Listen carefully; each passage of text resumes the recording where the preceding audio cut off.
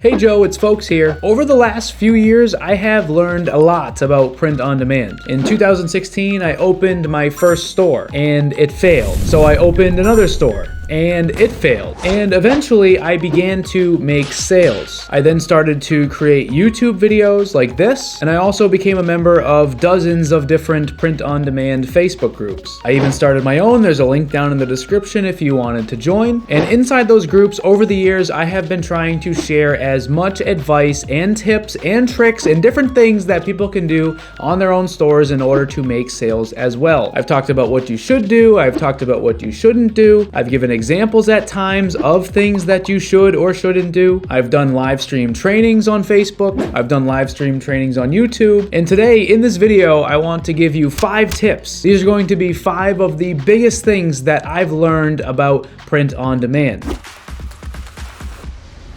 One of the biggest things that I've learned is that you really shouldn't sweat the small stuff. And I'll give you a good analogy. I recently started all of these vegetables here in my office. These are tomatoes, and then down here, we have some peppers that actually haven't sprouted yet. And as I was beginning to try and venture into this new thing of starting vegetables from seed under lights, there was literally dozens of different decisions that I had to make. Things like what types of lights I wanted to get. Things like what types of containers I wanted to put the actual plants in. Even where I wanted to get my soil mix. I actually ended up making it myself. Essentially what I'm saying is there's all these little things I could have spent months and months researching and trying to figure out. And at the end of the day, all of those things don't really matter. There are lots of different types of lights that you can grow seedlings with, but one thing I learned is that seedlings really just need some light. It's not like I'm trying to actually grow tomatoes down here, I'm just trying to start seedlings. Same thing for the trays. At the end of the day, I'm just starting seedlings. I don't need to spend a ton of time thinking about what type of tray I want to use. Essentially, if we relate this back to print on demand, so many people spend so much time on all of the small stuff and they never actually get to the hard stuff. A real example would be like the name of your store. Of course, you want to make sure it's a good name, but like don't spend weeks trying to figure it out. Same thing with your logo. Yes, it's important to have a nice looking logo, but you don't need to create 10 different versions of a logo and then spend 2 weeks trying to figure out which one is going to be the best. I've even seen people spend a whole bunch of time looking at the color of their add to cart button on their store. When it really comes down to it, something like that is not really going to impact your overall results. The second thing I've learned has to do with the prices of your products. Have you ever heard people say that you should be charging a premium price for your stuff? And while I agree for the most part that we should be trying to get as much profit as possible, I think most people at the beginning should try to price their stuff a little bit on the lower side. Let me give you an example. Let's say that you spent a few weeks or a few months building out a new store and you decided to price something at the top of the market so that way you could get top dollar for it. What happens if you launch and no one buys, but they're not buying because your product is too expensive? A lot of times you might view that as your idea was bad and you'll either throw the idea away or you'll just simply start over. A much better approach would be to, when you first start selling your products, if it's a new design or a new concept or a new niche or a new store, would be to price it at a level that makes you just enough profit to be decently profitable. That way you can test your concept, you can see if it works, you can see if the market responds well to it, and then if they do end up purchasing it, over time you can slowly begin increasing that price to increase your overall profits. What do you guys think of this smiley face that I drew? If you're someone that can only draw something like that, there's a good chance that you are not an artist yourself. And for most people that are not artists, they likely need to hire a designer to make them their print-on-demand designs. So many times I see people jump into print-on-demand and they spend all this time trying to learn how to do graphic design. Essentially what I'm saying is if you're someone that is starting a store and you don't know how to use Photoshop and you've never done anything artistic in your life, then maybe making your own designs wouldn't be the best approach for you. You would be much better off taking the time to learn how to hire someone, whether you look on Fiverr or Upwork or something like that. There's definitely going to be someone out there that can make you some good designs for your store. For me personally, I do make a lot of my own designs, but there have been times that I have outsourced to a designer. At this point as well, I've worked with hundreds of other people on their own print-on-demand stores, and some of my most successful students, people that I've actually sent mugs to to, like this, have actually worked with designers where they're actually going out and finding someone to make them their own designs and telling them what they want and getting a professional version of what they want to sell, instead of taking all the time to learn how to do it themselves, ultimately to produce something that looks like this.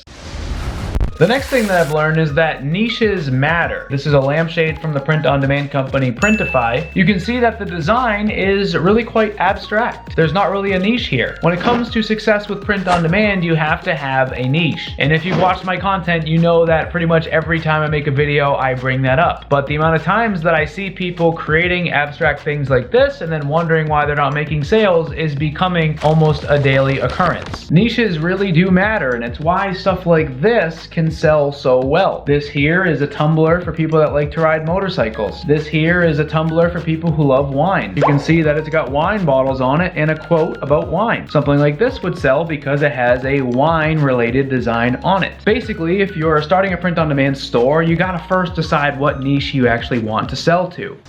And honestly, there was a reason why we walked all around the office today. Most times when I make videos here on YouTube, I am usually just sitting right here in front of the camera. The reason I walked around today was to make my 5th point about print on demand. My 5th point is that stores matter. Your presentation matters. Essentially today, I could have sat here and stared at the camera the entire time, but instead I walked around the office and I made it interesting, or at least I think it's interesting, with all of the different camera angles and stuff like that. Essentially, trying to do different things around the office to keep your attention. Not that you have to do that with print on demand, but what you do have to do is you have to create a great looking store. So many people view their print on demand store as some sort of a machine or a computer program where they need to just watch a tutorial on YouTube, spend a weekend or so and build the store. And then once they turn it on, it will immediately begin generating sales for them. See, a store actually has to look like a great digital brand. You need to have a great looking color scheme on the store. You need to have a good product description for all of your products. You need to make sure that your product images are nice and not just generic. There is actually a lot that goes into making a nice looking store, so that way when people visit it, they take you seriously. Think about your favorite store that you buy things from. If you go to their website, odds are it looks very good. It doesn't feel empty, it has solid branding elements on it, and overall you view it as a real business. Sometimes people don't accurately assess their own stores and they start promoting things that don't look that great and really won't lead to a lot of sales. Essentially, those are the 5 biggest things that I have learned. The first is don't sweat the small stuff. There's a lot of things out there that you could spend a lot of time focusing on, and while they may be important, you don't need to put as much emphasis on them as you are currently putting. All you're doing is slowing yourself down from actually launching your store. The second thing we talked about was pricing. At the beginning, don't try and get top dollar for your stuff. If you need to price them a little bit lower just to validate your concept first, that's not necessarily a bad thing. Essentially, what you would do is you would price something a little bit lower. Once the sales start coming in, that's when you could begin to increase the price and you could begin to see what the top dollar is that you could get for your product. Rather than, like I said before, pricing it at the top dollar first, driving a bunch of traffic to the store and not making sales,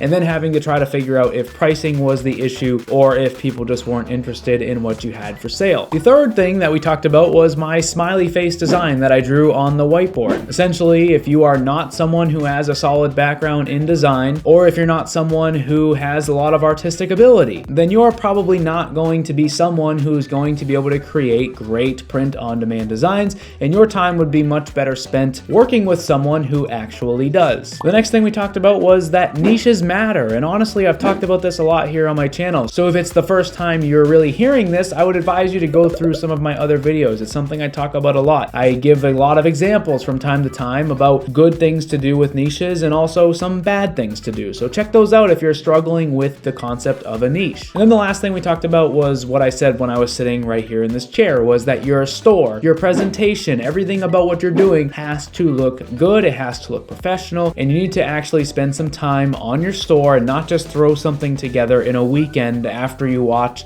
a step step-by-step tutorial on YouTube. So hopefully this was helpful. If it was, let me know down in the comments if there's any of these things that you hadn't have really thought of on your store, or if there's something that you're currently doing or something that you've learned that I didn't really talk about today. Let me know down in the comments. I'd love to hear. And if you've watched the video this far, drop a like on it. It'll give me some good luck with my seedlings that I am growing here under the lights. So thank you guys for watching, and I'll see you in the next video.